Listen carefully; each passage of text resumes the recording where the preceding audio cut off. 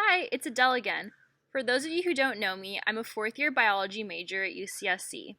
In this video, we're going to talk a bit more in depth about variables and experimental design. If you haven't watched the first video, which is a more general overview of the scientific method, I'd recommend checking that out as well. Now that we've looked at the scientific method generally, let's dive into one of the more tricky parts of the scientific method, designing a good experiment. When we design an experiment, there are two groups we need to think about. The first group is the control group, and the next group is the experimental group. The control group is a group of trials or run-throughs of your experiment, where you keep everything the same. And the experimental group is a group of trials where you keep everything the same, but you change one thing.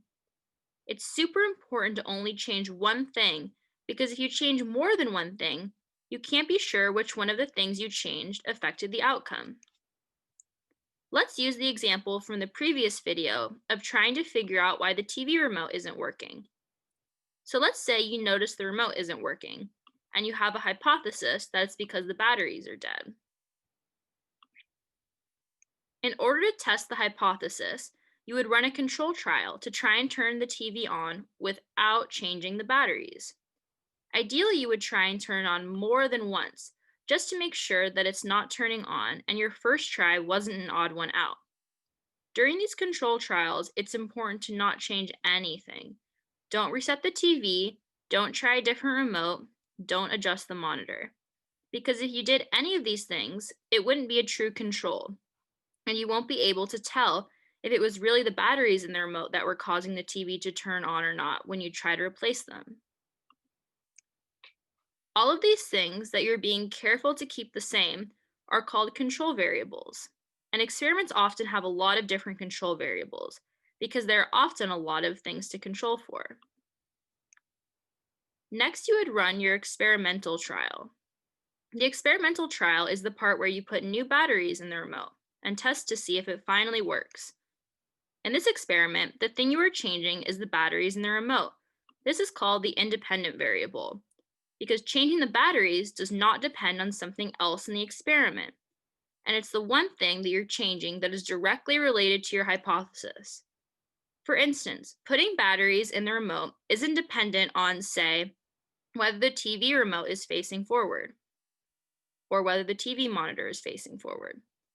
It operates independently of other parts of the experiment. Here's a little summary of what the independent variable is. Now, once you got the batteries in, it's time to try and turn the TV on. Now, whether or not the TV turns on is actually another variable, and it's called the dependent variable. This is because, at this point, we've made sure that whether or not the TV turns on is directly related to whether or not the remote has batteries. We've ensured this by controlling for all the other variables, our control variables. We know we have a good experiment when our dependent variable is dependent on our independent variable, and our independent variable only. Again, it's good to run more than one trial for our experimental group too. This also ensures that whether or not the TV turns on isn't a one-off. After all this organizing, we're ready to run our experimental trials. So, to recap, we have two groups of experiments, our control trials and our experimental trials. In both sets of experiments, we are making sure to keep our control variables constant, only changing our independent variable for our experimental trial, and then record what happens to our dependent variable once we change our independent variable. It's important to think critically and ask a lot of questions when designing an experiment.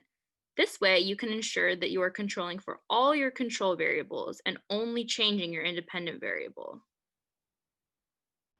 Thanks for tuning in. I hope that was helpful. If this was confusing, don't worry. This is tricky stuff, and you can always go back and watch the video again. Bye for now.